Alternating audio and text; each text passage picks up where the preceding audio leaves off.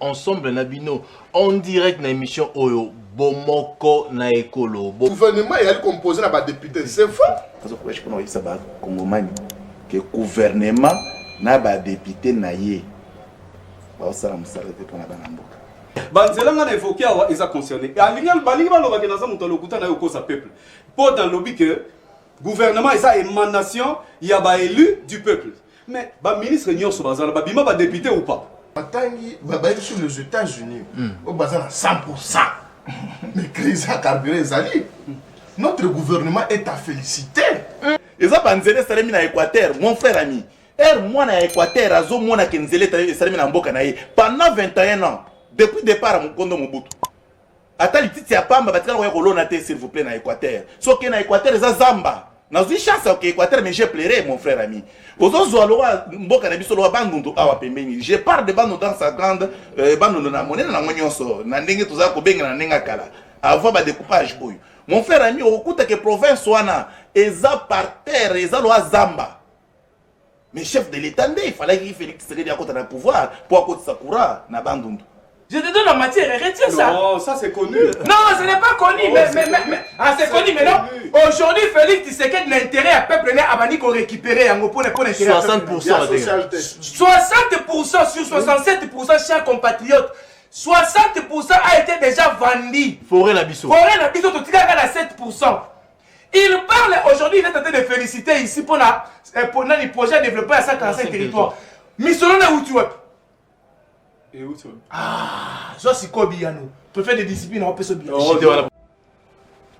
Mbote balandi ya Bomoko télévision esengo koyeba ke bozali ebele na bitando ike na bino semaine lamu na ba congolais nyonso bazali kolanda biso bisika nyonso bazali na biteni nyonso ya Congo to pesi bino mbote na ngolu ya Nzambe wa permettre biso tozala soso ensemble na bino en direct na émission Oyo Bomoko na Ekolo. Bomoko na Ekolo, émission à peuple congolais, bozali kolanda biso partout awa na Kinshasa na pesi mbote mingi et pa bandeko bazali na ville ya Boma. Ndenge bozali kosala biso confiance chaque jour bolanda ka émission na nzela ya radio sikonde to sala émission na radio na Congo central na ville ya Boma boza ebele bovandi kota port botie radio côté aérogramme bovandi wana côté aéroport bovandi na Boma nzela dinalo boza ebele na ville ya Matadi na Kikanda bozolanda biso Bomoko Media na radio boza ebele bozolanda biso na Mbandaka bozolanda biso na nzela ya radio bozolanda biso na Lomami bozolanda biso na Chopo na Kambaji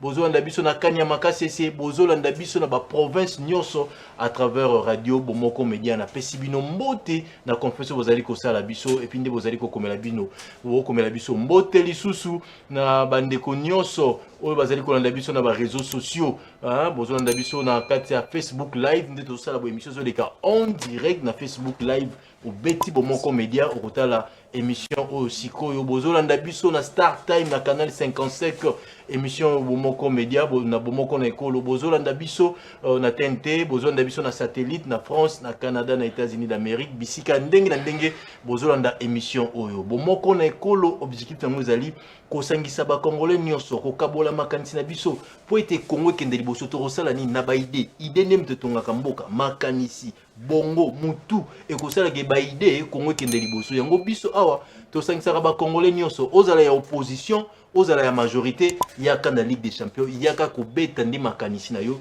po ete ba kongomani baeba nini eza koleka na kati ya mboka na biso certes émission ezali ya débat républicain mais na lingala pona ko valoriser langue na biso ba chinois balobaka ki chinois ba portugais balobaka ki portugais ba français balobaka français ba espagnol balobaka ki espagnol ba américain balobaka anglais ba anglais balobaka anglais pourquoi pas nous les congolais to valoriser pe culture na biso yango to bengaka banganga maele ba ya na plateau ba pesa makanisi ba expliquer ba kongomani nyonso azala na accès à information ay bani nezoleka na mboka na biso yango to pesi merci mingi na mutazaki na vision ya o créer chaîne oyo monsieur Jean-Paul Ilunga Chivu la président national ya mouvement des Congolais unis oyo acha support oyo po ete ba Congolais nyonso bazalaka informé to pesi mbote bisiko zali to bosanité maman Inès Moulanga Chivula mbote na yo bisiko zali maman DG to bosanité monsieur Martin Kalamba waza na supervision ya ba émission nyonso to bosanité directeur ya production monsieur Claude Dianzono prise de vie to zana mwana mboka Jonathan Ebondo wazo biso na 4 caméras Eli Mogisho ou azali na réseaux sociaux pe azana réalisation aza assisté par DT Josmi Kilonda wana d'équipe Mobimba biso toza ba congolais to la tarabiloko à Jack Stay to la tarabiloko à Rotterdam te mais to la tarabiloko à Congo pour être mboka na biso Congo et kende liboso to ka bola makanisi na bana Congo batamaye les belé on a ça on a plateau mais en attendant tous en a des personnes vous voyez que le transport est comme très difficile vous avez dossier à carburant dans un mwana mboka pour la première fois à côté la biso na émission oh mais c'est Katerous Fiston yazali à partie CNR donc Congrès national de la révolution mbote mwana mboka Katerous mbote mingi camarade bobiso na parti to benga la camarade camarade Brown na sepeli na ye vraiment na moni que plateau kitoko émission kitoko présentation na mo très bien na sepeli mo na ndeko ngai et c'est mwezali peuple congolais merci mwana mboka Katerous tozali pena habitué émission oyo maître Gaston Piana ngobila par conviction communicateur à ACP mbote mwana mboka maître Gaston Piana mbote ndeko Brown na tonjo kuna libiangi mbote na moninga na ngai oyo tokabola na etando koloma lelo na kopesa lisusu mbote na nkumu wa ekolo Félix Antoine Tshisekedi Tshilombo elongo na autorité morale na biso Gentini Ngobila Mbaka na bana nyonso ya ACP ndeko Brown tika na biscuit na ngai na kopesa message ya félicitation oyo uti na bana ya Barumbu et pas madame Madi Tambwe oyo bana Barumbu bapesi ye mokakoso solo pe ya malunga pona musalo ya oteki kosala poso eleki ya kini bopeto na Barumbu et puis bana Barumbu bayebisinga ete bakozela ye lisusu yango na kola sembela na bana nyonso ya ACP lokola twali kokendela na maponomi totelema pona kosala musala pona kopesa chef de l'État président de la République promesse autolakaki ye majorité ya malonga pe to maiso na ngwende mbala mibale. Très bien. Mais mutuma bila kino question bana baolanda yo ba congolais nyonso pourquoi za ngobila par conviction? Bon, nazali ngobiliste par conviction. Pourquoi ngobiliste par conviction? Ngobiliste par conviction, c'est-à-dire ngai na kati ya ACP na yeli idéologie o ezali ko incarner Gentini Ngobila façon ya esaleli ya musala ya ngonde et flatanga donc c'est pourquoi je suis ngobiliste par conviction. Très bien, merci. Tout à l'heure tozo zala maître Kakolongo Ntsana yazali na regroupement fasciste ya maître Faustin Ndeko Faustin Ika donc azapena kati union sacrée tout à l'heure tozo yambaye tozo la paix maître Pichu Malou yé pas na union sacrée to kabola makanisi na bango nyonso parce que débat le loto lingi vraiment to réfléchir pour la mboka na biso Congo c'est très important les temps to ko tsape moi na mboka maître Kakolongo Ntsana yazali moko ya regroupement fasciste oyo pe azali na kati union sacrée mbote moi na mboka maître Kakolongo mbote papa mbote ba téléspectateurs mbote na président de la République aza na kati ya osala ba course moko énorme na côté ya Kananga place wapi ko inaugurer nzela ya Kalambambuji alors eza azo mérité ba félicitations na part na biso ba téléspectateurs olimbi c'est biso moi moké pour na moi retard d'accord parce qu'il fallait to banande wana en réalité eza indépendamment de ma volonté na oti na chaîne mot de la place toujours pour le maman mboka. Très bien.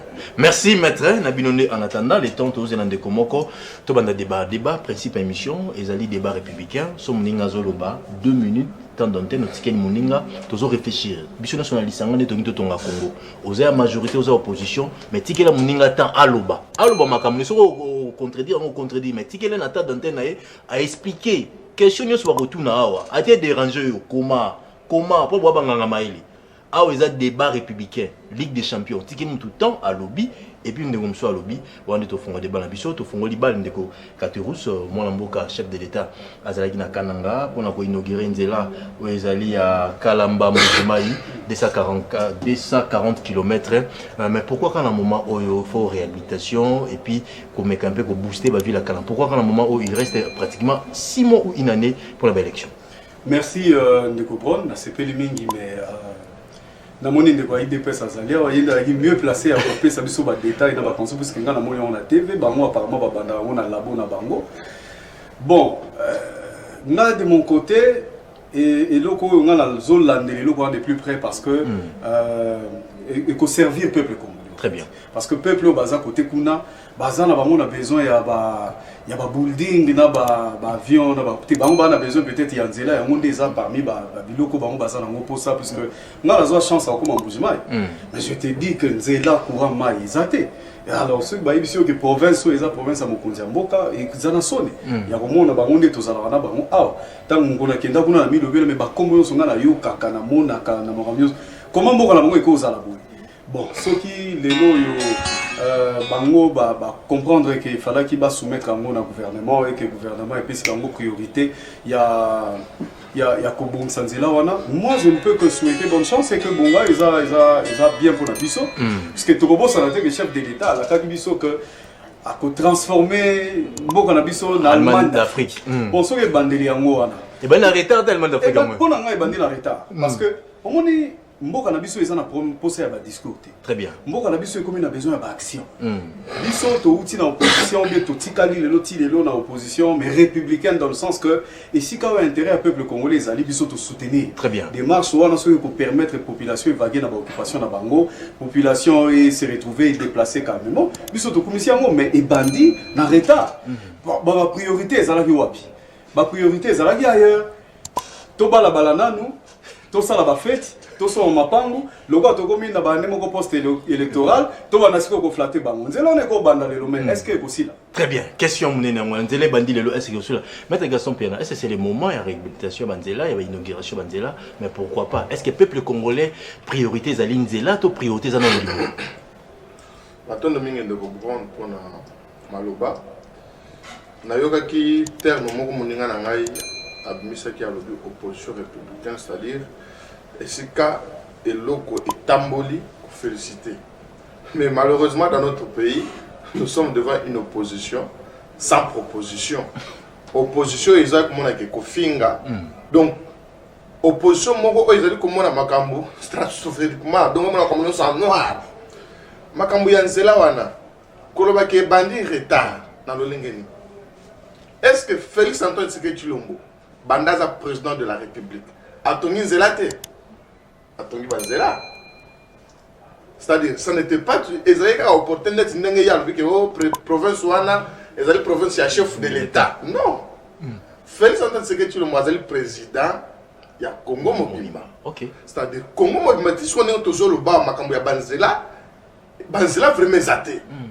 Donc à part Kalamba Mbouji, dans programme ya chef de l'État, banzela ezali ebele oyo face à là. Dire qu'il y a bandi na retard, non, ce n'est pas vrai. Parce que moi, je suis Mwanda. Très bien. Mais le souk qui est Mwanda, je les ai. Si vous avez Chika, papa, qui est Kananga, je les ai. Et le souk qui est, je les ai. C'est-à-dire, je les ai belés. Oui, c'est ton ami. Faites tout ça dans Kotonga. Tant qu'on a lancé retard. Parce que, na mikolo mikoya, tu as lancé le sous travaux, il y a banzela le sous. Et on a une utilité en Zelawana. Zelawana est kokende ti.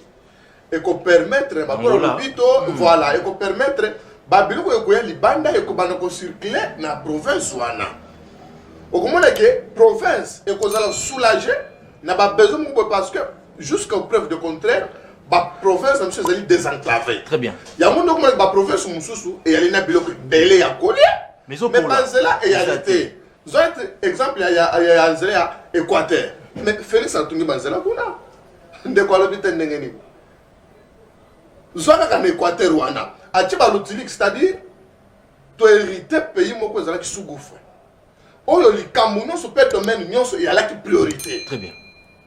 Vous voyez mon cher ami et jusqu'alors ba priorité zana ne belé oyo Félix Antoine Tshisekedi Tshilombo akosala zelo ya outi ko lancer biso na ACP to féliciter to pese mokakoso ya solo pe ya malunga parce que zelo wana ezali 240 km de quoi tout ne peut na ko koyeba que est-ce que Zelawana la terre. C'est aussi une question très importante et pertinente. Mais voyez, vous savez que Zelawana Ekosila. Et Ratangai souhaite en tant qu'un Congolais, un patriote, un fils d'une de ce pays. Il faut souhaiter que Zelawana ici là. C'est à ce niveau-là que opposition, majorité, tous les Koya, tout ça, la pona mboka. Les lorsque Zelawana est athée. Et sa population, il y a majorité qui va souffrir, l'opposition va se non. Peuple congolais a moko. Bangono se va comme on a passe. biso na accepté te féliciter chef de l'État. Merci. Et t'encourager. To l'anito to ça peut ba suivi paix. Et ça la malonga pour que ba ministère on ça accélérer avant tous on mandé à mi balé. Merci maître Kakolongo Tsana. Est-ce que c'est le moment opportun pour créer ya inaugurer Nzela? Est-ce que le peuple congolais urgence ces Nzela que zana libomo na situation kananga Nzela zate maizate kurezate est-ce que priorité zali d'abord Nzela maître Kakolongo Tsana? Oui ba inaugurer Nzela te ba sali lancement ya Nzela mais Nzela na expliqué que non Nzela oyo ba sali lancement et pas mo konziamboka et zate que akuti loko ebandi nanu te loko la pierre libanga mingi baza déposer biso na kala oye na libanga o déposer na aéroport andili ezaka na présence nanga jour ngo ti lelo ernake lukana luka libanga na moni eloko te na mweka matite boti alors contrairement na président de la République Félix Tshisekedi Tshilombo atala bino non Nzela epesama go nango banda kala Nzela eza déjà na 70% ya réalisation 70% déjà 70% ya réalisation ce peuple bazo yebate. Bref, il y a des images des gens zélés, c'est Salemi. Vous comprenez au moins. Bah, il faut pas dans la culture, il y a quoi dans la information et pas bien on va penser ça.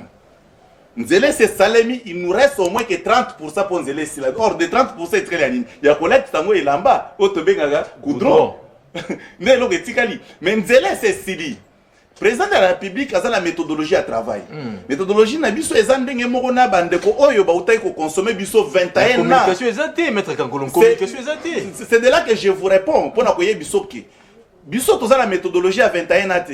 Ezaka la chaîne moko de la place musala nango ezaki bazwa ba image, ba dessin, ba dessiner tout ça, ba pomper ba na mboka ba kanso la misala ezo salema. Or ezalaka bongo te Congo ezaki vraiment vide. Actuellement avec Félix Tshisekedi. Félix a dit non, exécuter les travaux. C'est bien. Et ça, Nzela Salemi na Équateur, mon frère ami. Moi na Équateur, azo moi na Nzela Salemi na Mboka na ye. Pendant 21 ans, depuis le départ à Mukondo Mobutu. Attends, les petits apamba, batika na kolona te s'il vous plaît na Équateur. So que na Équateur, ça zamba. Na zui chance au Équateur, mais j'ai pleuré mon frère ami. Ozo zoaloa Mboka na biso loa bandundu awa pembeni. Je parle de bando dans sa grande bando na monena na ngonyonso. Na ndenge toza ko benga na nenga kala. Avant ba découpage boy. Mon frère ami okuta que province wana eza par terre, eza loa zamba. Mais chef de l'État, il fallait qu'il Félix Tshisekedi akote na pouvoir pour akote Sakura na bandundu. Et depuis 1960 s'il vous plaît. Mais chef de l'État na méthodologie à travail na bande konyo so baza pemei na ye aza bato belé pemei na ye aza mwana mboka lokola gentil ngobila baza bato boya bato mayele baza na kati ya kopesa mko na chef de l'État pour avancer. Maintenant qu'est-ce que le chef de l'État fait? A constater non na kende kopesa bato yo courage ya basi sanzela parce qu'ils ont fait déjà un travail de quittant. Vous comprenez? Mais objectif majeur est ça qui n'est. Et ça quand Nzela tende le chef de l'État qui est kananga. Pas bato bela Nzela, chef de l'État outil ko lancer ba travaux ya université moderne. Na kananga. Hormis ça, il y a encore des hôpitaux. On va s'en na kananga. Mais mon frère, quelqu'un m'a dit muto oto ibisanga ono azoto na province na non mais ça il faut être de mauvaise foi. Faut être de mauvaise foi. Chef de l'État depuis à son pouvoir, il sait partager tous les 4 coins de la République. Pour nous comprendre que place ni les autres embolatés. Donc, promesse, c'est ça, ma réalisation. Non, il y a des réalisations, mon frère ami, il n'y a pas de promesses dans le pouvoir.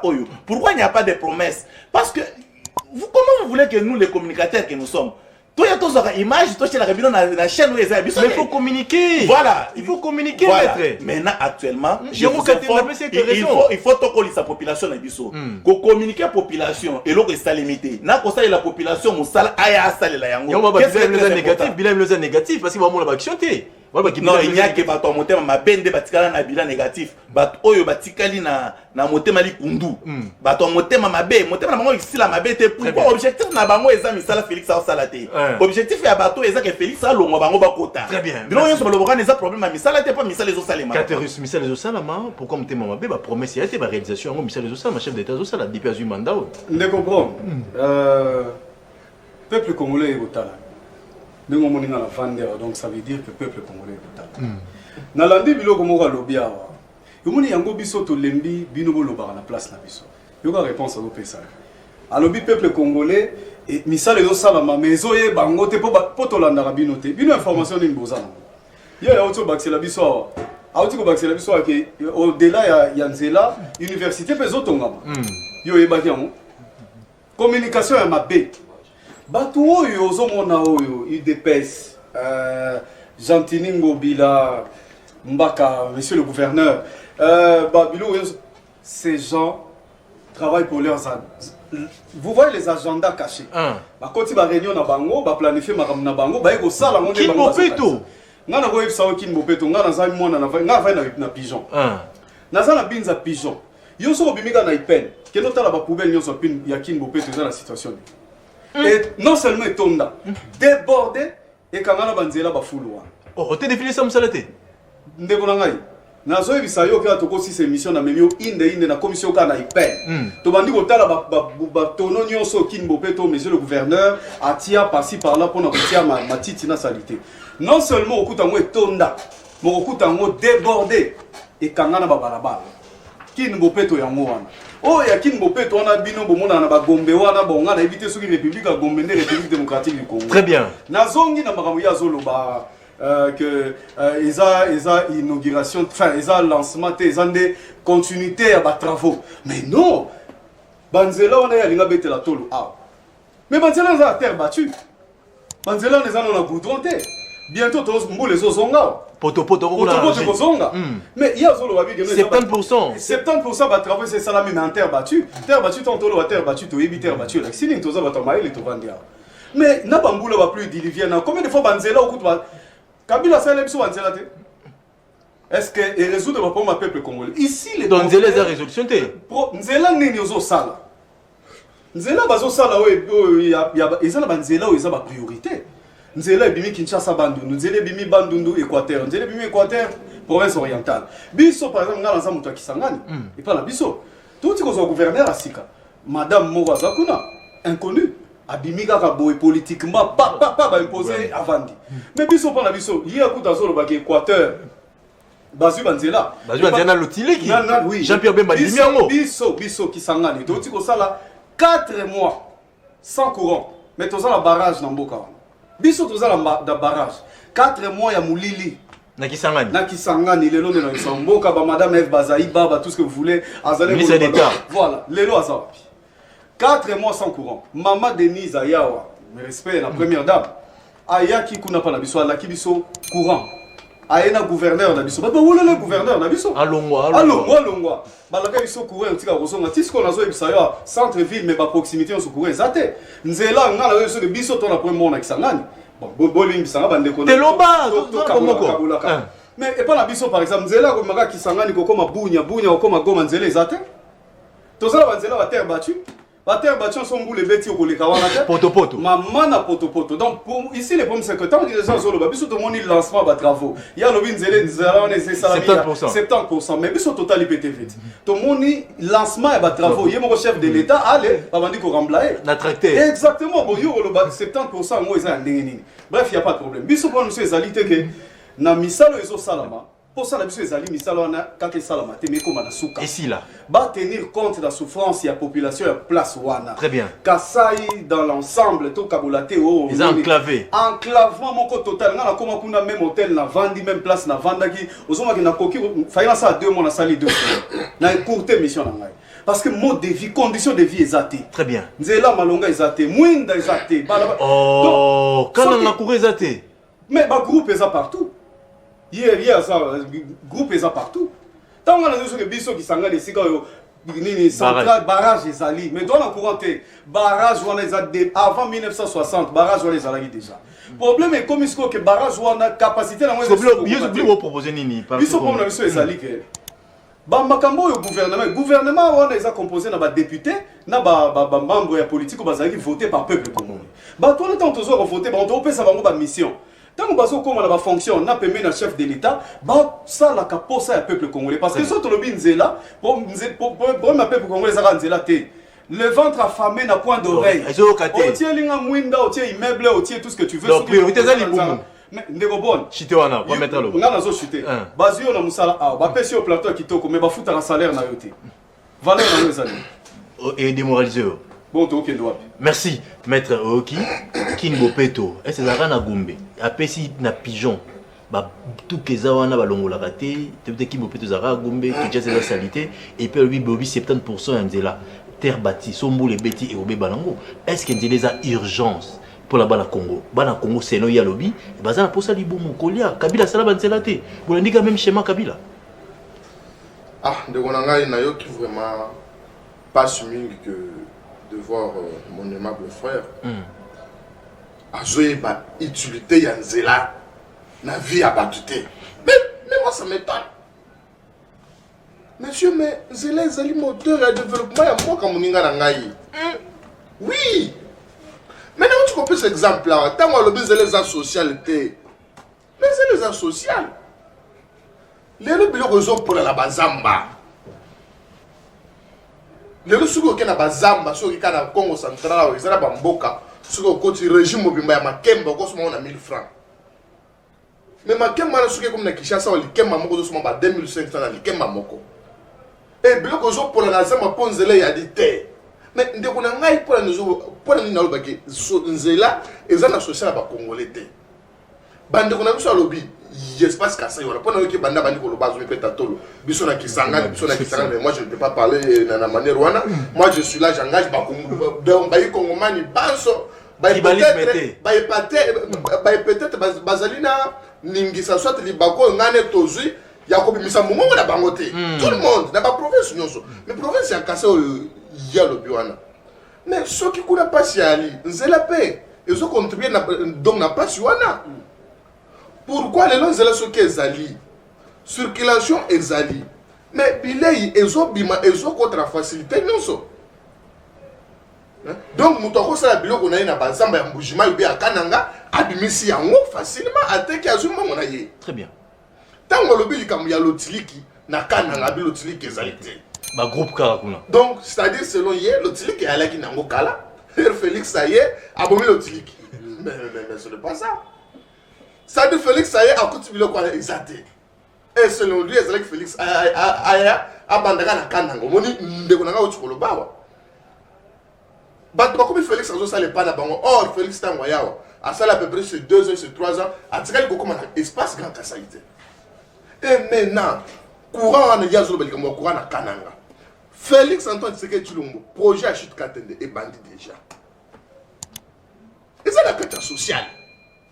Donc on a choisi une université moderne. Et c'est la carte sociale. Bah hôpitaux.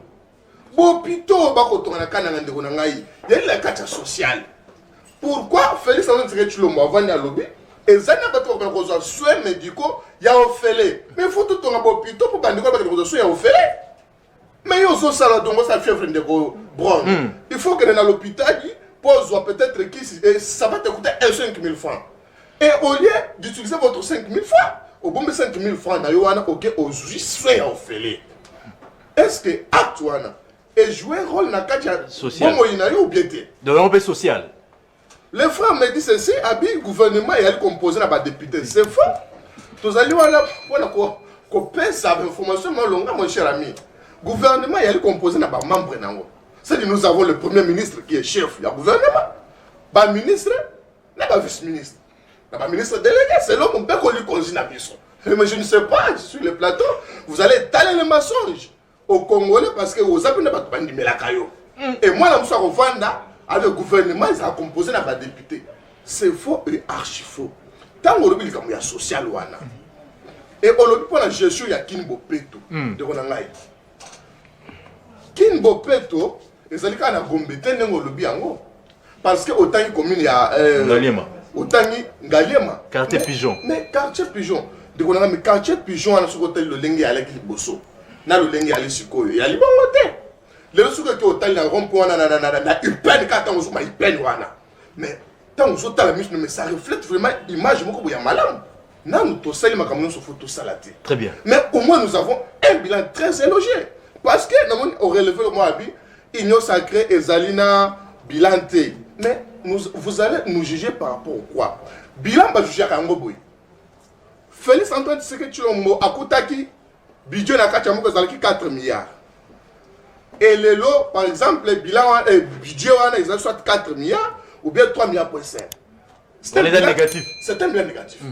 Mais Félix Antoine Tshisekedi a coûté bilan à 4 milliards, au besoin d'incompétence ou bien bilan négatif, a commencé en 14, à 0 négatif. Mais c'est quoi impact dans le social? Maître Gaston, impact dans le social. Oh, je suis en train de faire. Oyo bazali ko bénéficier na mopeko li konzi na biso. Ya kotanga classe yo fele. Ba ko futa mosolo. Ya le buté, bo futa soute bo tanga yo fele. Bilan positif. Bilan négatif c'est le bango. Aye. Akuti bana ya bampinga na biso ba se bampinga na biso. Oyo ba kufa na front pour l'école oyo. Ba ko zo 32 000 francs. Ah, comme ça on disait 50 000. Le commission 362 000 francs. Bilan négatif. Merci. Félix Antoine Siré Chilombo. 2 minutes, maître. Et c'est belé. Par la Kisinabiso. Attention à la bilan. Donc, mais c'est ça. Nous avons un donc, vous avez l'aise à Inno Sacré. Nous avons un bilan très élogieux. Merci. C'est pourquoi, même en 2023, peut-être que Félix Antoine pour la campagne. Quand vous parlez de Gentilini au bilan, Gentilini est le seul gouverneur. Oya Tongi Banzela qui ça. Merci, maître. Nous avons réhabilité mes Kotonga. Les leçons qui ont été faites, on a dit que c'est là et la socialité. Permettez-moi, monsieur, mais bana commune on va couper. Mais ok, bana qui ne peut pas aussi. Mais pas zando tilo musala tozo association zando. Toi na question zando. Toi merci. Maître Oki, Teresa battu. Botongi te mais ma belé déjà za nango 70% au bio. Tout le chef d'état matin a traité pour relancer les travaux. Yobi déjà va travailler ça la mais déjà à 30%. Maître Casson félicitations. Merci beaucoup. Parce que nazo mona il ne s'agit bio. Nazo mona ba réponse nyonso nécessaire. Merci beaucoup. Yangwana ezopesa mel. Maintenant difficulté trop nango ezake ndeko na habité. Tant il faut réfléchir 3 fois. Tes opé c'est argument na e. Non, les arguments non fondés. Mon frère ami, bosunganga na yeba kombo ndeko parce que Maître Caterus. Caterus Fiston. Maître Fiston, Fiston c'est plus proche. Maître Fiston. Il faut éviter qu'utiliser le langage moboye pour se faire leader na télé. Or batba la biso baza très intelligent que les cannabis moko. À des fois. Maître Gaston a courage. Bien que Baroutso Balé déjà, ils ont déjà noté. Ils ont courage pour nous dire que le gouvernement n'a pas député naïe. Donc, à le gouvernement.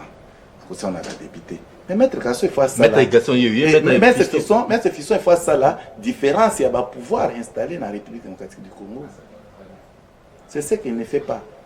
Gouvernement, ils en a compte, il y a pouvoir parlementaire.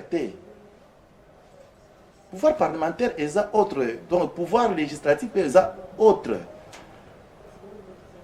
Il faut Ayeba déjà que non, Babilo Kouana, il Koko Sagabana Mboka, ils ont mis Malamute. Oui, mais pourquoi ça quand à chaque fois, l'argument, ils ont au bout. Opposition? Je te dis. Je parle de l'opposition, oui, mais je ne sais pas si c'est l'opposition. Parce que l'opposition, FCC, la Mouka, donc je ne sais pas. Parce que la Mouka, c'est l'opposition. La Mouka, c'est la résistance. Ça, l'opposition va se déclarer au effort. Et ça, FCC. Maintenant, je ne sais pas comment vous classez moi la maille. Ce qui est l'opposition à la Mouka, en tout cas, je serais désolé. Pourquoi? Parce qu'il y a encore le côté. Oui, moi, il y a Zobunda avec la mauvaise foi, Félix Alonga, il Bakota. Or, Ayebi Kenzele Tongami, t'as là, il y a Zoluba. Alors, oui, que Banzele Zotongama, mais seulement, Banzelo les a terre battus. Donc, c'est-à-dire, il reconnaît quand même Kenzele Tongami. Mais quand on prend ça, la population, plaisir, Baloba qui a opposé à la plateau, alors, ça va terre battu, son moule bêtis, ça nimi, poto. Non, tous ces bénéfices que tu as terre battu. Si tu as Bolimwamboka, Nefisque. Pour moi, j'attendais qu'il félicite quand même le gouvernement en place, le président de la République. Pour nous, quand même le président de la République, alors ça, ils ont terre battue. Oui, Salamate jadis. Maintenant, il y a une question aux Zonga. Est-ce que Kabila Tika a terre battue? Et aux Zonga, c'est pourquoi on a mis tout navi. Comme ça, vous voyez, c'est sur terre battue, ni Kabila Tika qui n'a quoi ni. Parce que nous sommes dans l'Équateur, il n'y avait rien. Dans l'Équateur, il n'y avait rien. Dans Bandou, nous n'en parlons même pas. Molili. Non, je vous dis. Nego, biloko azolo bo bandeko bazolo na biso na bandu bakolela. C'est ce qui a fait que Faïlo a bandu te. Papa na bandu ba yebisanga lelo na yebisa yo. Faïlo ko kita avant que ndati na bango message cimetière ya clan na bango ya famille na bango ezalaka wapi na village ni na kwa nini avant kende parce que ça possible que visiter cimetière na bango ba yakana ba tekete maître non wana la question wana c'est message ba pesa ngai en tout cas so ba pesa message pas ba téléspectateur na komisaka na komisi donc avant kende akendo lexa bango cimetière ya bakoko na voilà maintenant papa Est-ce qu'il faut ignorer que Moussa les Salem? Je lui informe que Moussa les Salem à 70%. Alors, non, balance travaux sur la télévision. Voilà un politicien. Il vient à la télévision pour avoir quoi expliquer.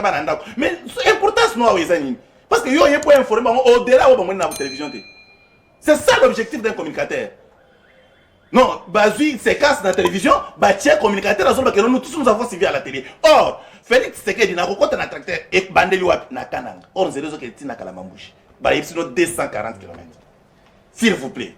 Est-ce qu'il fallait que Félix fasse un tracteur 240 km pour lancer mes travaux? On vous dit que la route est déjà presque finie. Il faut noter que nous avons la télévision, nous mettre une ralobie et que c'est fini. Ils ont mon côté.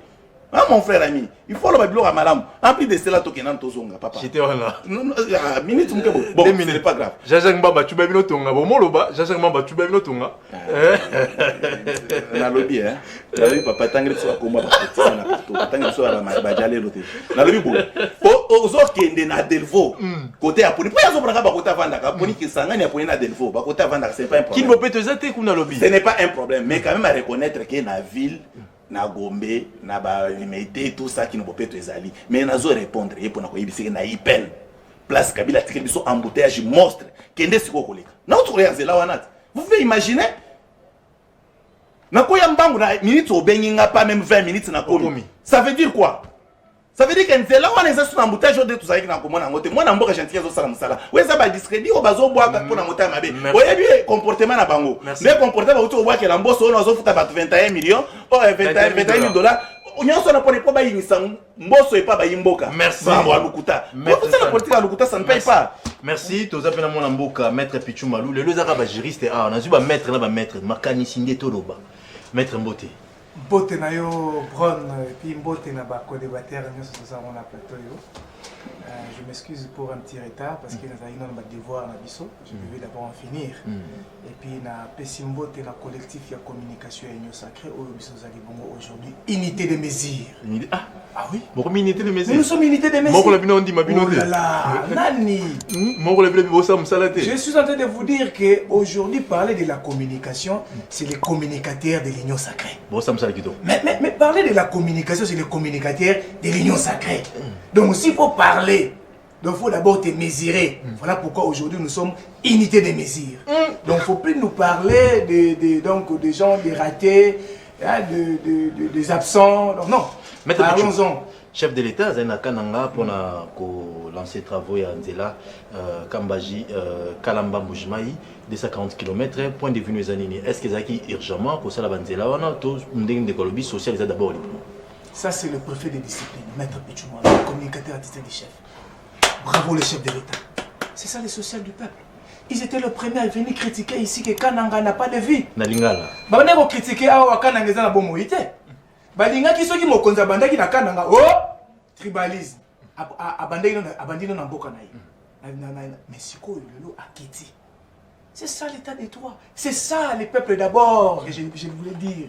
Les peuples d'abord, Yangowana. Le social, c'est quoi? Mais pour que les boumouélia, il faut nous les réalités. Mais communication ne permet pas que biloko et où tu n'es pas, et continue ici, capite population et bénéficier. Mais c'est ça pour se dire, nous les sous-sounini.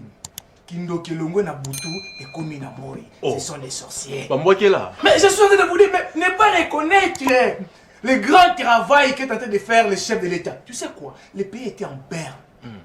Surtout le plan. Diplomatie, sécuritaire, administrative, tout était en berne. Aujourd'hui, le chef d'État est en train de refonder l'État. On refond l'État. En train aussi de donner des solutions directement. Il refondent et puis il donne des solutions. Qu'on bande l'école, on a dit ça, et puis il qu'on paye sa paix ma solution. Dans ma problématique, dans ma déshydrater la population. C'est là où on est capital et principal. Donc après 62 ans. Après l'indépendance. 62 ans, aujourd'hui, c'est là où on est soit vie. Avant l'indépendance et après l'indépendance. Après l'indépendance. Si vous voyez ça, les peuples d'abord en marche avec Fatih Béton. L'incontournable, l'incontestable.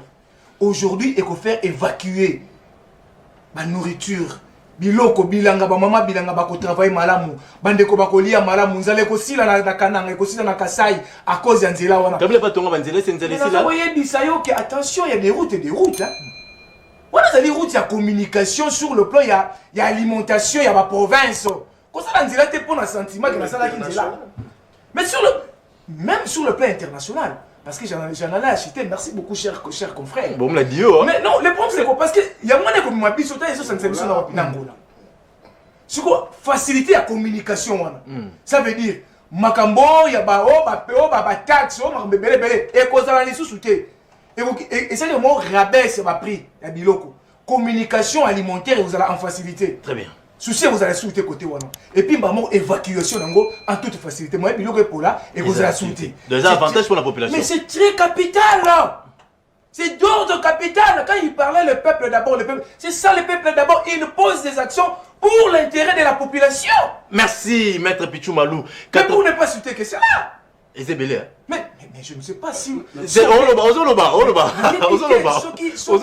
Ceux qui n'assument pas beaucoup de réalisation à chef de l'État. Mais il y a maboko ici, na maboko na makolo. 089 52 66 986 vous belé besoin d'abiso siko na Facebook live bomo comédie obeto zo dans émission oyo toza na TNT besoin d'abiso toza na Star Time na canal 55 besoin d'abiso na ba province nyonso na nzela radio na Mbandaka na Matadi na Boma na Kambaji besoin d'abiso na Kananga besoin d'émission en direct et puis na Kinshasa bisika ndenge na ndenge mettre on réagir va tout changer cap il y a dossier rapidement très rapidement on moni discours ya moninga na zolo les babés à peuple congolais. Les abosala là, politiciens, le rôle à vendre, on a pas vendre. Oh, les babés. Malédiction, souffrance, hein? Donc obscurité à peuple congolais, les alliés. Bah communicateur. Bah communicateur, bah politicien façon yandengo. Bah toi déjà l'élo. Bah relayeur. Vous voyez? Bah tout va se rendre tout noir, tout blanc. Sans critique, sans contradiction. Bangoye. Tala batumi sato. Langage moko. Pendant que na kati maloba na bango nyonso na contradiction, bango nyonso qui na sens moko caresser la bête dans le sens du poil. Na la loba boye. Ne ko ipsinga lobi ke ngai na zo loba kenzela eza socialité. Na lobi te ke esa le lianzela on eza mabe. Toza na posa na metoza na posa na bango, posa na ngo earning. J'aurais préféré, na début à mandat à Fachi, discours au il a eu sur la TV Lunez et sur ma casse. Pour ton gâteau, ça sous na temps à Rolande Lango. Vous comprenez? Mais le lot, comme il a 2022, élection ça année prochaine. Bino bobandi misala wana, bobandi ko l'acception misala wana sikoyo. Po biso to lobandi. To fait ça bino mandat musubo ke si ça wana mandat zoya. Wana ezali ba démagogie, ezali politiser tout pendant qu'il y a des choses qui sont techniques. Techniquement, tu as 250 km, tu as duré dans mon temps. Ça peut prendre 2 ans. Bon, on a 2 ans, on a une année. Bon, ça, on a une donc, tu fais ça, degré, mandat moussous. Yami balé. A tout n'y a lobby n'a une négociation nazali na obédience ligne. C'est comme si politique. Tant que le problème c'est le peuple congolais. Vous comprenez? Ici, le problème, c'est le peuple congolais. Pour l'année, malgré nous, le peuple congolais, ils ont mis retrouvé. Donc, ça veut dire que ils ont rencontré population besoin de population. On ne me dit pas ça. Il y a Liboso. Il y a Liboso. Quand à Fongola Ngwerni, tout cela, on est bandé. Il y a un souka. Ils ont la tina. Ils ont la tina. Il y a un bandé à Liboso. Gaston. A soulevé un salaire et un soldat. À salaire et à soldat et bimi de ceux qui et comme il est là 300 et quelques mais mon cher 370 dollars ils ont qu'un doigt psycho Nazando so koti Nazando va prix à biloko so taliango kaka bango va communicateur ya soi disant union sacrée so union sucrée ba yaki awa oh Thomson les autres qui t'a $10 Namibie pesi déjà ba bateau coûte comme kuna lelo likamone suka et suka wapi ndeko lobi ke Kabila sala banzela te mais azokosa na za muto Kabila te rien à voir de toute façon pour ngai régime ya muto ko Kabila est un régime criminel des gens qui ont boutiqué détruit ce pays. Vous comprenez? Nous on a soutenu Fachi au début pourquoi? On a soutenu Fachi parce qu'on pensait que dès l'entame il faudrait procéder par le changement. Pour résoudre la problème. Mais mon cher, changement on va annoncer au Tozela qui ne bandeli yango e na suka. Mais tosi to nyoko mingi, to bae na ko bae.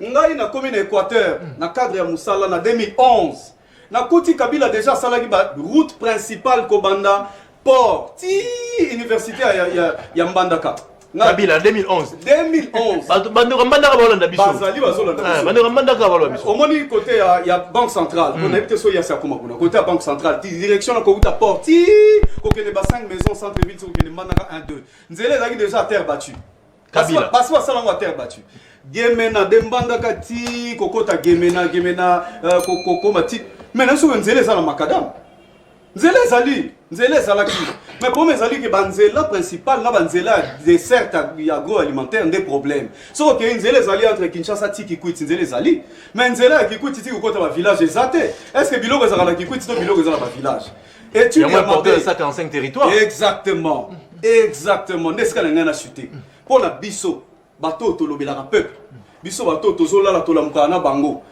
biso pour la biso et le trouver que c'est intéressant projet eza viable eza bien dans l'étude dans nyonso eza malamu au chef de l'état koko pesa ngo piston ezali 145 territoires parce que même ngai kisanga de le beau moi na province orientale cho potoza concerné na kati eloko très bien banzela nga na évoquer awa eza concerné alingal balingi baloba ke naza muto lokuta na yoko sa peuple pour dans lobby que gouvernement eza émanation ya ba élu du peuple mais ba ministre nyonso bazala ba bima ba député ou pas. Très bien. Non, mais non, le ministre Pius Mabilou, ça député ou pas? Liao, ça député ou pas? Ministre Nyon Somoni na bauti na Assemblée nationale. Très bien. Renoncer na poste na bango ya députation.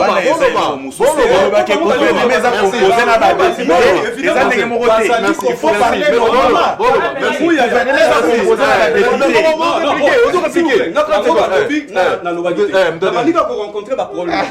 nazo bandela yango pe naza ko insister que gouvernement on les a composé na ba provincial. Merci. Enfin député national de bangonde ba comme ba ministre ba renoncer na ba fonction na bango ya députation ba yé ba comme ba ministre. Merci. Ba ko boya te que gouvernement ça composé na ba député national. Non.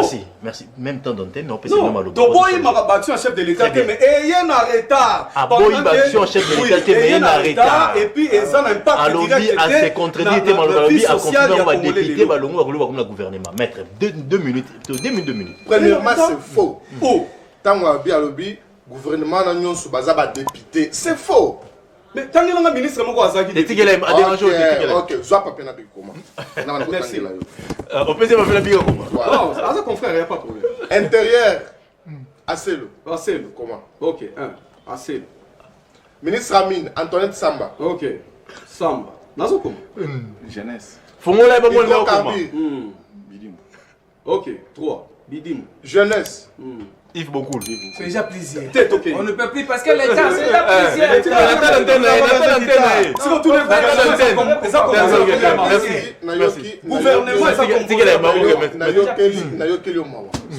Parce que pour te mettre en dessus.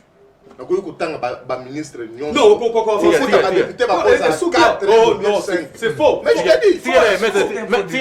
Premièrement, tu avais dit que le gouvernement ne soit pas député. Attends, la plupart,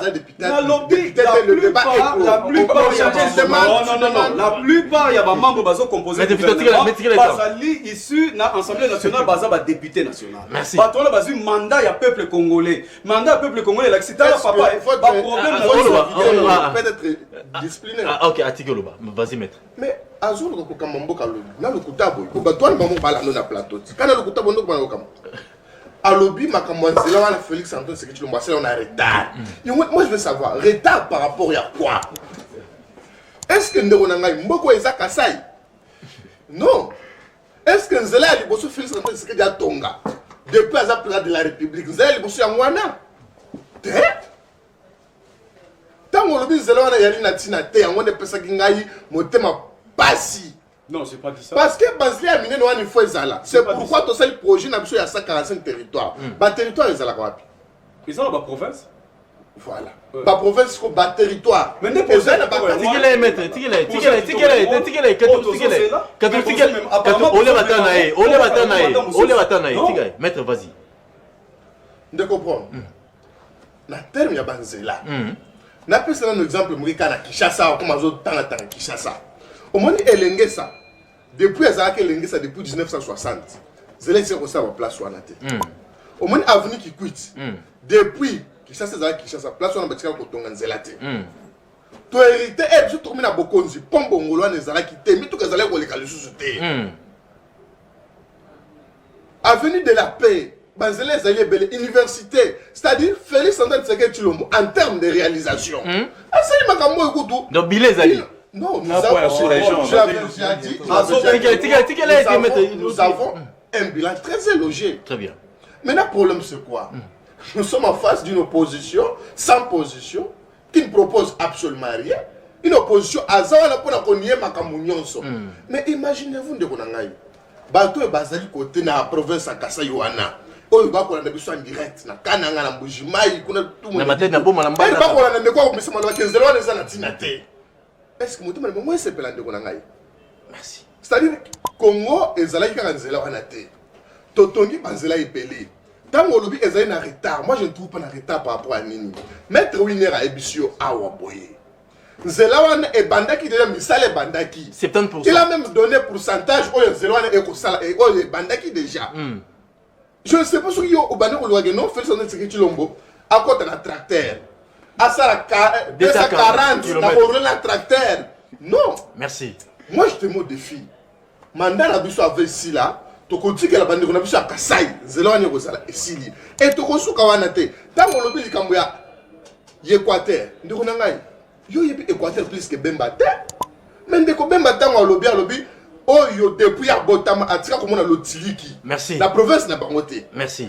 Maître Winner, commentaire. Avant de changer cap. Président à Kachamboka, oh. Mais on reconnaît quand même que Nathan on a pas. Si j'ai mis balai, faut aussi. En tant qu'humain, nous devons aussi prendre place de quoi c'est le Moussa Malam. Merci. Maître Winner, commentez tout clore dessus. Nous pensons faire la politique autrement. Tout clore dessus, mettre aussi ça. De comprendre. Difficulté, il faut te discerner difficulté. Fils de cofiston, aïe bakanaye, alors bané paye bien. Mais ça a difficulté.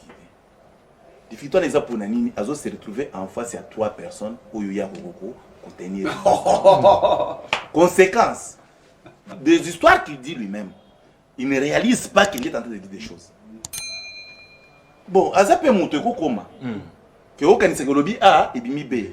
L'abscisse. Oui, non, tu es sans découvrir que des députés nationaux Bazalakana compte au mélange on a gouvernement. Abioté abandi koluka à réfléchir.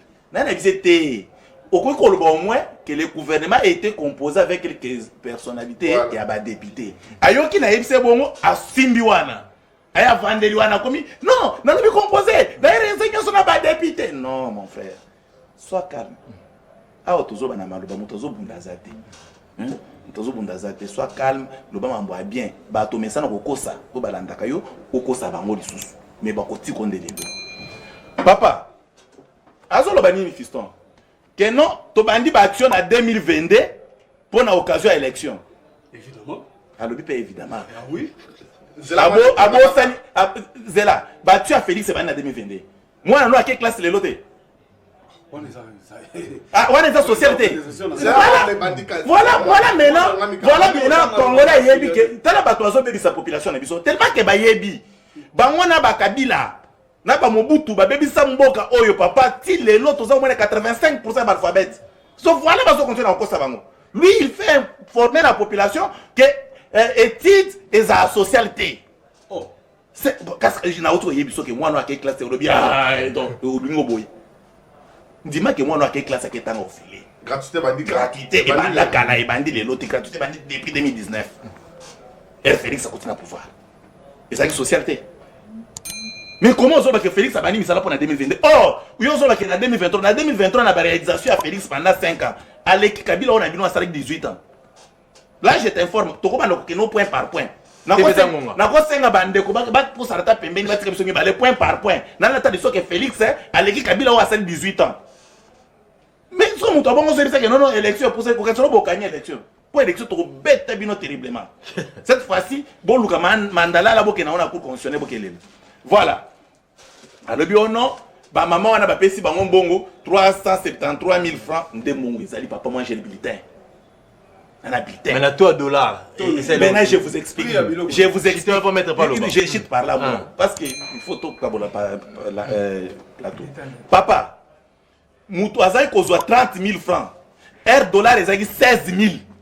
Na mutu azozwa 373 000 francs congolais, $, eza na 20 000. Ozobisaka ke mutu wana azobénéficier. Prix d'achat.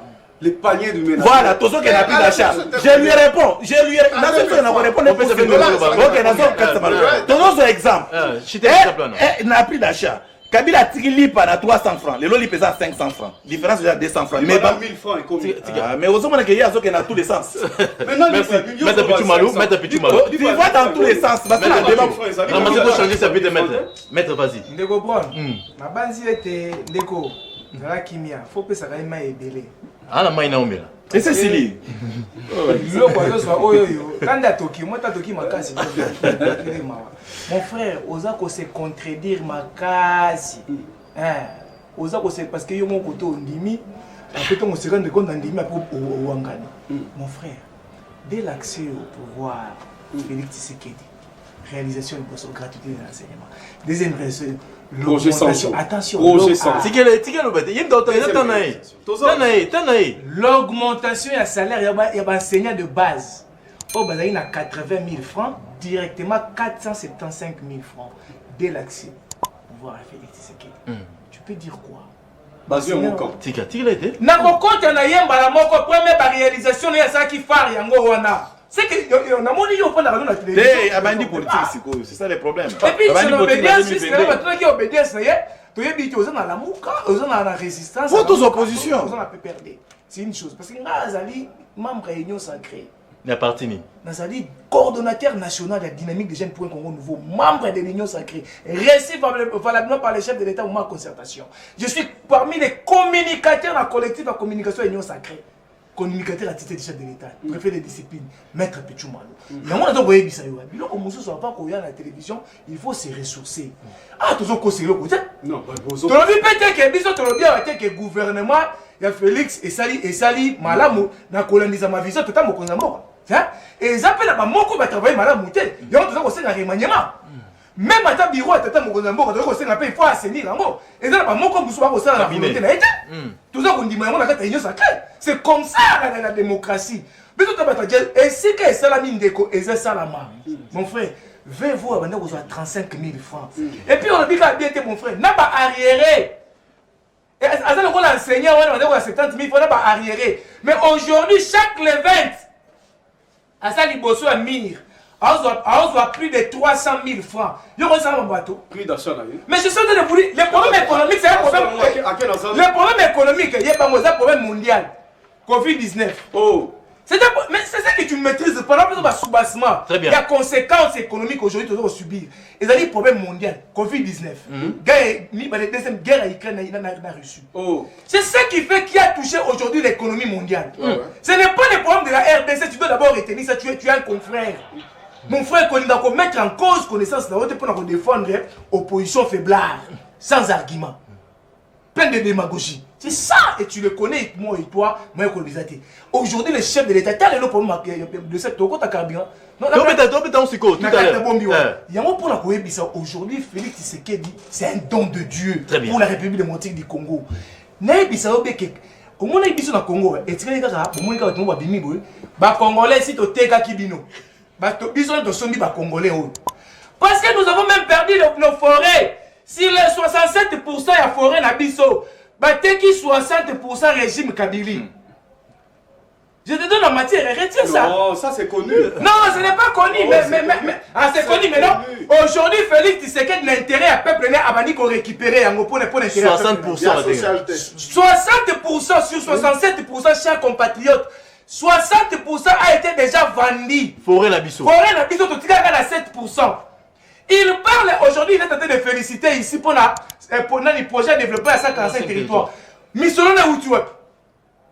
Et où tu es? Ah, je suis Kobiano. Préfet de discipline, on peut se bien. Oh, Nekonangaï. Mais selon la Bazamba na biso, et ben n'est pas la Brazzaville. Je vous dis, nous avons un bisayo. J'ai acheté tout le carburant. Mais selon les outils, mais selon Bazamba na biso, intérêt na biso. Mais ben n'est pas la Brazzaville. Mais aujourd'hui, avec la diplomatie agissante des chefs de l'État, de récupérer fort en Bazamba na biso, il y a moins à attirer un pour le développement à 145. Merci. Et la socialité. Merci, maître. Boza et Belé. Aujourd'hui, deux minutes. Pardon. Malembe. 145 territoires. Maître Katurus, tout ça, 20 minutes, je rends bien. 10 minutes, bien, mon carburant, 10 minutes, bien, l'élection.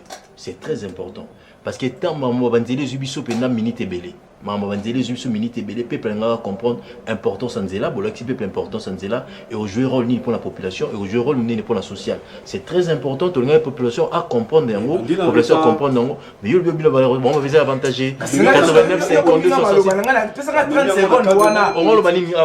Quand il parle de retard, après ça va timing, gouvernement. Quand il parle de retard, oui. Il parle de retard, oui. Retard. Vous l'admettez, non? Attends, je dis oui, pourquoi? 30 secondes.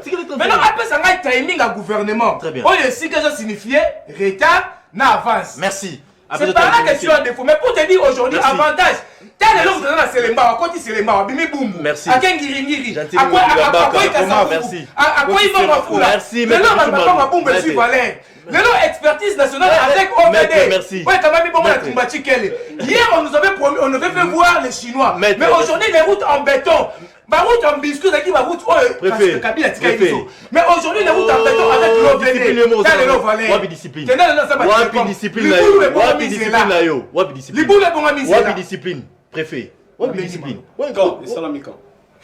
Mais projet. Non, maître Gaston. Maître Gaston, Ozora Massango. Maître, Batobeli Bazolanda Bisso. Balanda, conducteur émission. Tolobé demande Mandela. Tout côté sur un carburant. Les lots de transport comme il passe, pour boire à Bamsouba en arrêté pour le carburant. Kadhafi va monter qu'à 1 litre 10 000 francs. Mais comme ils sont entre guillemets, bien en conditionnel, il paraît na Kingakati va monter qu'à 1 litre carburant 1500. Bato comme là on s'y colle. Pas comme il n'a pas de bol en d'abisso. Il paraît, tout bien en conditionnel. Na Kingakati. Na Kingakati. Bah confirmer que ça sur le maintenant bien en conditionnel, il paraît va monter qu'à 1 litre. Il y a essence na 1500 na Kingakati. Na Kata Kingakati, il paraît.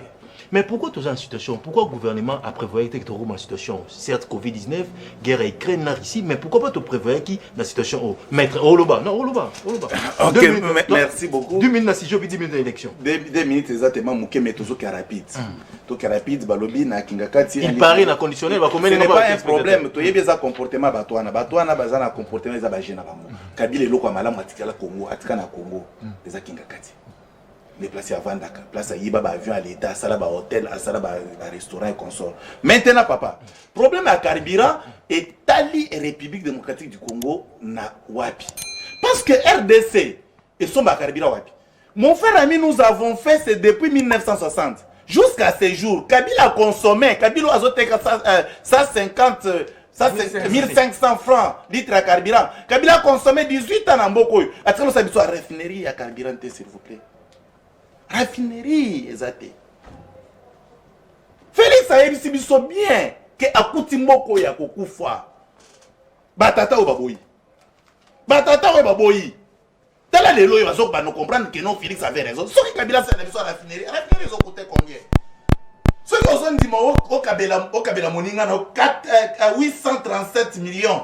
Ya bukangalonzo que na o service raffinerie ils ont coûté 65 millions.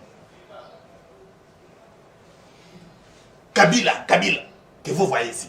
Et ce monsieur, il a coupé des personnes dans le plateau. Ce monsieur est déjà décédé. Mais les autres, hein? Nous sommes des bébés, nous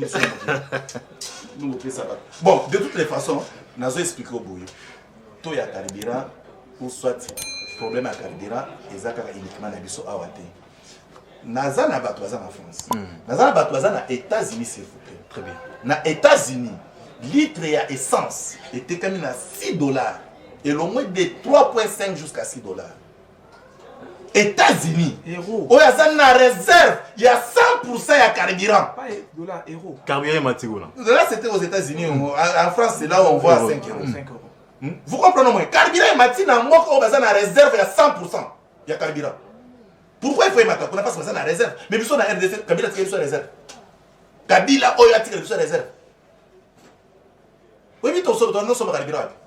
Nous sommes en Brazza. Et en Angola, nous sommes en Nigeria. Mais en Nigeria. Or, Nigeria, nous sommes en Motolo. Babidon, nous sommes en photo. La station carburant ezate.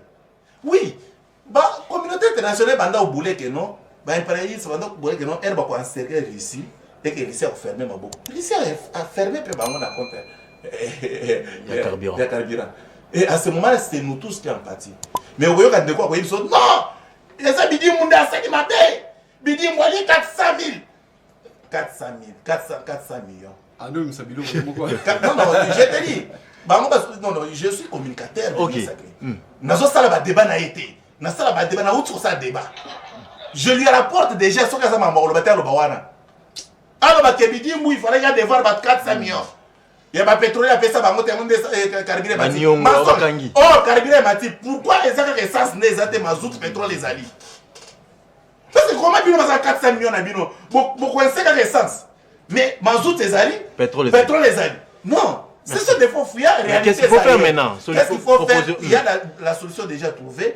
Basombi ba conteneur. On a acheté des stocks. Stock ils ont comme déjà. Aujourd'hui, je pense. Aujourd'hui, ils ont comme. Ah bah il est 14, les 15. À partir de demain, déjà, on voit les carburants. Merci. D'ailleurs, la situation est normale parce qu'on nous a ravitaillé à Braza. Merci, Maître Pichouma. Merci, Maître Pichouma. Merci, Cher Bron, il faut avoir la mauvaise foi. Nous sommes le seul pays au monde qui a maîtrisé la situation de litres de carburant à pompe. Biso Congo. Mais tout ça, il y a usine à raffinerie. Biso carburant, c'est combien? C'est 2550 jusqu'aujourd'hui. Et Matité. 2500. Et Matité. Et Matité. Jusqu'aujourd'hui. Mais déjà, dans Brazzaville, quand un pays en face, c'est combien? Déjà, dans le Nigeria, au Bazali, dans l'usine à raffinerie, c'est combien? Dans Angola, ici, c'est combien? Mais on doit quand même être sérieux avec nous. On doit plus féliciter notre gouvernement. Pourquoi? Parce que à maintenir, à subventionner les pétroliers pour maîtriser le prix des litres. Il y a carburant. Il y a pompe de biseau. Et bouger. Mais par la mauvaise foi, l'intention, il y a la démagogie, il y a populisme, il y a intox. Il y a un moment où il y a la télévision pour le baquet. Félix a dit oh! Mais ça dit déjà ça maîtriser pour la ville. Oh, ça dit important, c'est le prix du litre. Ce qui est important, c'est le prix du litre dans la pompe essence. C'est ce qu'il a fait. Est-ce que le ministre Sotori a maîtrisé, va donner pour nous? Mais il est dans train de... Mon frère, on a dit qu'il faut fuir, c'est de la démagogie à outrance. Pénurie à carburant, et Zali guerre à Ukraine, n'a Russie. Aujourd'hui, la Russie a changé des donnes au monde. Parce qu'il ne veut plus faire... Alors, dans les États-Unis, ce n'est plus toi les décideurs. Et tu ne seras plus les décideurs. Et nous devons quand même féliciter cette démarche. Parce que Zali a intérêt dans l'Union africaine. Aujourd'hui, il ne veut plus que... Pour tout fonctionner, il faut que les États-Unis a dit. L'indépendance. Mais le néocolonialisme va continuer jusqu'au où? Mais c'est la Russie qui nous amène dans cette délivrance. Nous avons dit que la mingi était beaucoup en hiver. Gaz est comme un problème. Nous avons dit qu'il y aura des morts là-bas. Parce qu'on a dit à il doit céder. Il doit comprendre que ce n'est pas eux. Solution? La solution est quoi? La solution est que déjà réserve importante. La solution est la maîtrise à prix de litres dans la pompe. C'est que nous félicitons le gouvernement Fachi. Au Bassali Moussala Malam, aujourd'hui, c'est plébiscité partout au monde. La République démocratique du Congo a réussi à maîtriser litres d'essence. Deuxième élément, Yango yo ravitaillement les côtés déjà. Pour nous servir le peuple congolais. Merci. Mais si comme par rapport on a bien 1500, 1500. Kadhafi, mais ils allaient bateau et saigner au Kangabango. Ce sont des gens de mauvaise foi. Il y a un ennemi à Congolais, ils allaient Congolais Yemoko. Très bien. Comment tu achètes le litre de carburant à 2500? La pompe essence. Pour la commission, on a 8000 francs, 9000 francs. 10 000 francs. J'ai aimé déjà Bakangé déjà hier. À ma présence. J'ai aimé, je salis, moi je n'ai pas Kassongo. Nous nous sommes salis. Akangi Bakadafi Belé. Ils allaient mouvement. Et puis Kingakati, comment lui, il doit vendre ça à 1500. Azuli le sol, le sol et le sous-sol appartient à l'État. Merci. Aïe, bloc pétrolier, Prévezali. Aussi, vous ok, merci. Bloc Wana, tant que vous avez à Selembao, à Bouraki Banda Wabatu, à son saïd Batouambongo, parce qu'il y a intérêt à l'État. Négalement, dans l'État congolais, le bloc pétrolier, on est le plus important. On a vraiment envié na ba investisseur soki asombaki yango réellement bakozongisa ye bon il doit quitter là-bas pour l'intérêt du peuple congolais. Pourquoi? Parce qu'aujourd'hui tozaki zo le seul pays au monde. Merci toi on audience merci. Les seuls pays au monde va maîtriser prix à carburant aux Républiques du Congo. C'est nos communicateurs. Je l'en félicite si tel est le cas. Mais si tel était le cas, vous auriez dû prévoir et nous mettre en sécurité dans le problème économique sur la carburant. Oh là là. Vous t'es s'expliquer. Parce que gouverner, c'est prévoir. Quand on prévoit les choses, on se retrouve difficilement dans des difficultés ou dans des situations inconfortables. Ici, ceux qui en ont souffert, c'est le peuple, c'est pas les... Le bon alinga là, va encore bien. Bateau va moni pas on va souffrir dans la situation où ils habitent au peuple. Ce qui est réellement. Et que Bango va réussir, ou bien le gouvernement na biso et salir de telle sorte qu'il va maîtriser prix. Va maîtriser en haut, mais tout comme une situation parce que rien n'a été prévu. Pour réfléchir comment que va réussir, il va réfléchir comment garder les bisous na 20, n'est-ce pas? 220. Bon. Mais est-ce que 220 ça fait l'affaire du peuple congolais? Plus d'achat ils ont le makasi. Biso peuple to senga ke basa la makasi dollar ane kitata tina 15. Pour biso peto so respiration par rapport il y a ba salaire ba pesi biso lelo par rapport il y a ba avantage mike au gouvernement et biso. Pour nani to senga ki ke Kabila kinde. Parce qu'on n'en pouvait plus. Parce que bamakamusu tozomona lelo awa yango nde etina biso to lobaka Kabila kende. Ndeko lobi Kabila sali 21 ans, Kabila sali 18 ans. Les Kabili. Les Kabili sont Kabila le père a sali 3 ans, Ozui Kabila le fils à côté de 2001 à 2018 a sali 22 ans ou 23 ans. Bref, ça c'est pas le problème. De toute façon, et Makamo et là biso to sali pas ces années. Carburant. Biso Congrès national pour la révolution. À partir de Angwana. Congrès national de la révolution, CNR en cycle. Mon parti na biso comme on a monsieur Lole Lumumba Sam, le président na biso. Vous comprenez? Biso to yé lelo na ba télévision na ba radio ya lobi to bandi politique lelo nga azaki na Bruxelles. Ba marche nyonso ya mona président de la République a sali nga na zana kati. Ya poto IDPS tout ça. Ma famille Misusu se retrouve dans la poto na ba carte IDPS ba boaka ba immigré ba tout ça au nom de baza bandan. Je sais comment ça se passe. Il y a moi le comme na ba décidé ba osala. Ngai na fandi na tamboli na ba mikili belé à mon kili ba ba France tout ça. Ba pèse exemple à France, tu connais ça. Moi j'ai encore de la famille là-bas. Bah français bon mon nani comment il s'appelle président français ailleurs en Algérie. Azala qui na Bénin, Aouta qui na Guinée. Azako Lukani. Approvisionnement na gaz, na carburant. Parce que gouverner, c'est prévoir. Hiver, bon, l'obélane est en novembre. Mais Abandi tourner dans mon moment. Abandi en depuis le mois passé. Le problème, c'est pas ça. Parce que politique est ça en jeu. Il y a équilibre, il y a force. Abandi qu'on prévoir, ayant compris que Russie a faire chanter le bango, a bloquer bango. On va rareté comment?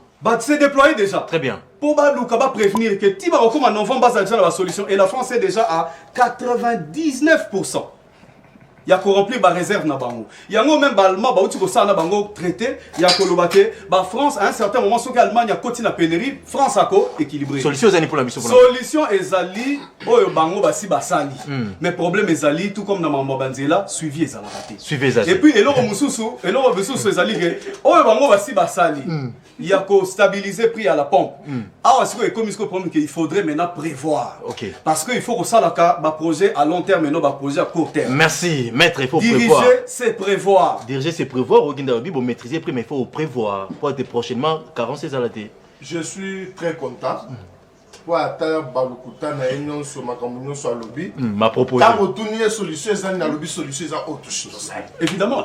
Non, ce que l'on ça madame, on était intellectuel, on était intellectuel. Moi je suis content. Ce que ça madame, malgré tout, ma union sur lobby, en mettant on tourne solution, ça n'a lobby solution et ça autre chose. Très bien. C'est-à-dire tu maîtriser situation très calme. À lobby France, bazar déjà sur 89%. Ça il y a mais batangi, sur les États-Unis, au bazar à 100%. Mais crise à carburant, notre gouvernement est à féliciter. Didier Boudimbo. Oui, mais carburant par la biso matite de On a boy ko ba mambo ya nyongo ya banani. Ba 400 millions ba tout ça pour te lever monter. Ya monter ba moi à l'aise. On va lingi to konta kuya. Mais quoi ya moti mota non. Merci maître, vas-y. T'étais après sur quoi matière. Maître, vas-y. Na éviter na bilo wana. Tika la maître. Maître, vas-y. Maître Gaston. Très calme. Nana ko biso boy. Carburant na bamboke belé mati. Et pas la biso matité. La RDC ezali le seul pays au carburant ezana moins cher na to amoke na mitao. RDC ezali le seul pays mitao carburant ekote kama na talo ya moke. Ah, moni ndeko na bina kinga kati carburant ekote kama 1500. Mais il faut pas que carburant e wuti wapi. Po tango batu balobi kinga kati e ali likole ba bloc pétrolière. Bien bon check makele qu'ils allaient acharnement pour la Kabila oui. Mais ce que la vérité est comme on a. Kabila vous n'en beaucoup atikala kotonga la biso raffinerie à pétrole à ta mon côté. Azuba musu ateka ki na Angola. Ce qu'on a bolimo ya Félix Antoine Tshisekedi Tshilombo, ministre ya hydrocarbures du Djibouti on appelle Sembote Biskali akendaka na Angola. Koboto la banani mususu. C'est-à-dire tant que le gouvernement se prévoir. Bien sûr, tu prévoir déjà, mais il y a mais il faut qu'on tourne. Mais tu donnes la pénalité, monsieur. Mais je te calme quand tu parlais. Maître, calme. Maître, vas-y. Il faut être discipliné, monsieur. Vas-y, maître. Et ça, la bambo, comme mita ou mitou, qui gagne tambolate. Mais n'est-ce que tous d'aller à vous, nous sommes tous les amis, tout cas. Na France, carburant, il y a l'été. Na Nigeria, même, na Ngamboa, carburant, il y a l'été. Et pour le moment, ce qu'on a dit, les Cambouans, il y a battu, combien de belé la station, et ça, il y a Nicolas et l'homme de la carburant, comment il déjà. Et selon toi, quand tu dis que le gouvernement se prévoit, carburant, et il y a un PPT, il y a un massou en déronangaï, na massou peut décider de faire un zéla. Pourquoi parce que et comme il est comme il lobby. Mais le gouvernement n'a plus choix, le gouvernement a félicité parce que, a reçu. Azala combattre la situation malade un peu subvention et ali kaka ndeko na ngai et okomona ka biso moko ba yi kongomani na motema mabela biso okomona moto azui 100 bidon à la station ye moko lobi botekela nga suli ba koteka bidon moko 65 000 abi boza $50 botekela ngai tango ko ye moko kana mutu makasi na ye a koteka litre ka na 7 000 6 000 et le gouverneur de la ville après ça le ministre la général Kasongo. Et les policiers de l'autre, mais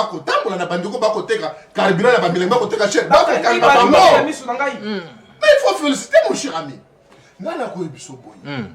Tu vois Félix Antoine Tshisekedi Tshilombo. C'est qui est Félix a sali ma bé. Oh, a sali malam. Oui, les peuples congolais, il faut juger, oui. L'élection.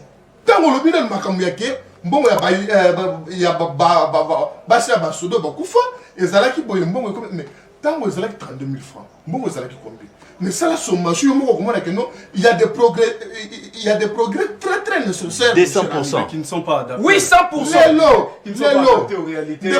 c'est exemple aujourd'hui. Tout le monde a banzela et puis babuka voit même la moindre temps bakotonga port babuki bazongi batumbo na intérêt à l'état babuka. Mais il y a intérêt à l'État. Kingakat, ce que vous allez lui coller par le pétrolier dans la biso. Tu comprends que Kingakat? C'est ex-président Ondima.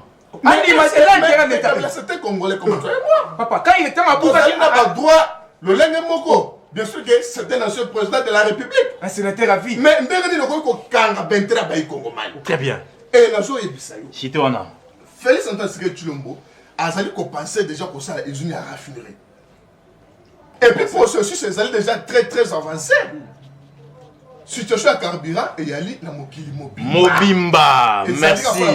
Mais nous sommes pour que le gouvernement a la calicolo. Merci. Merci. Voilà. Merci. Merci. Et puis, maîtriser prix. Mais dans d'autres pays, 46 ans, carburant et mati et mon anaté. 89 52 66 986. Merci. Basali Bissosine, dernier sujet. Ozo Kabola Bisso, Bozé Beli, Bozo Landa Bisso, Bozo Komila Bisso, Bobenga Bisso. Mais moi, tous on appelle les athées parce que vie des baies à l'icolo. Ma question de besoin appelle tant que Kende, la minute de Tikanango. Tout le Bela, au Italie, élection 2023. La minute sur la Kongomani. Tomé ça déjà 2006, élection 2011, 2018, et puis 2023, tu as l'élection. Nous avons une question sur Congomani, sans obédience politique. Bah, indice nizo la tsake lelo na Congo na 2023 ba élection kozala. Bah, indice nizo la tsake lelo na Congo ba élection ezalate, il faut que na dialogue maître winner. Merci beaucoup pour la parole parce que tu as dit tant mouké na kai kozonga le bilongo le baki ame bande ba balaya mo donc ils appellent na tina ta ozonga là. Ils appellent bota émission. Mais papa na lobi Seni est en place.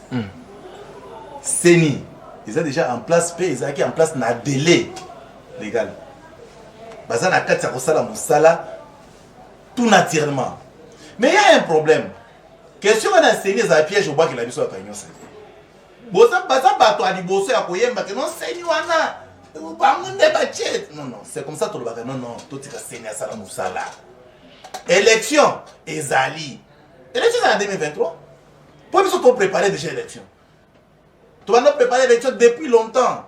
Bah, on va dire que rêver, n'a pas propos mensongères. Au lalo la mouki ote depuis 21 000 $. Au lalo la mouki ote nati na maman moboya ke fin. Finga na yo salo biso tout mon travail parce que Félix c'est que tu le président en 2023. Mais kokota na fonctionnalité à Seni. Ngai na kokota te pour na porte-parole à Seni te. Mais c'est bien dit c'est là c'est l'élection. Mais écoutez, les indices dont nous avons besoin. Ce n'est pas la date finale de l'élection. L'indice est solo et la date de l'élection. Or, date de l'élection est bannie. Les actes constitutionnels. Mais là, vous voulez qu'on fasse quoi? Non, non, c'est ce qu'il faut. Parce que les Congolais, c'est la question 2023 élection. Les Congolais sont distraits. Surtout quand on est distrait. Sont distraits. Très bien. Kabila a dit ça en 2018. Bon, ça a distrait l'élection. Si vous avez influencé Félix, on a tout pour la machine à voter. Machine ou sa machine? Moi, je crois aux élections. Donc, quand l'élection, tu battre bango, bah comme nous aimons la balabala chaque jour. Si les matin ici là. Merci. Alors, élection Ezali papa. Élection Ezali. Merci. Il y a que bon union sur Seigneur Zanango pour ça. Gouvernement s'apprécie. Merci. Maître Gaston Piana, est-ce que ACP Bozo bon ça déjà ba élection, Bozo après pour la élection, surtout vu la Kinshasa et ça m'a beaucoup aimé. Est-ce que ACP Bakchoni Borossa la pote va voter en 2023. To chité on parce que la Sénégal la Chine n'a chité. Na le moment on so on comprend. Na makambo oyo etali maponomi. Otunaki ndeko na ngai basi nini yo maponomi ezali. Il fallait que bureau moko ezala. Na mombeko li konzu na biso il ali banganga nzambe nde fu bacha bureau ya Seni. Très bien. Étape wana esalami. Bureau ya Seni eye. Et bandi ko pesa ba processus o ba tu fo balanda. Ezo salami. Bon, ba ko pesa calendrier ya enrôlement et ko salama donc to kende na maponomi. Mais tant ko basi ni nyoyo e ko la kisaka maponomi e ko salama te. Maponomi e ko salama te neti mboka na biso ndenge ezali peut-être na bitumba. Mosolo peut-être il faut tout tiango pour la copie qui s'améliore dans le Congo. Sans oublier que les la partie moko ya Congo na Bunagana o ya ali akokanga kuna. Mais mbongo ava soit il y a élection biso na ACP lokola otrek ACP. Au moins que to la pongite. Secrétaire général adjoint Pius Kandolo a otaki Lubumbashi complanté. Tozali ko travailler lokola to la carte ko konza mboka. To la carte fait santé sur nous. Et merci. Quelques secondes. Une question simple. Les Gozala, mais Gozala, Théazul, Litani, Mumbaba. Même si Gozala. Monsieur, comment ils sont en déplacement à secrétaire général. Mais nous sommes pas pour les élections, monsieur. Ils sont très mal partis pour organiser ça. On a vu ça. Bon, bref, tous autres, mais ils athées. Baroque na dialogue, Bakabola. Ok. Bango. Maître, non, mais émission c'est maître, émission élection, voter en réunion sacrée. 2023. Au moins, nous sera très bien. 2023, élection. 2023, qu'il pleuve ou qu'il neige, nous avons les élections. Mais si on avait besoin de dialogue, mettons bon, on a consensus, c'était quoi? C'était demander les dialogues, non? Mais ça ne vient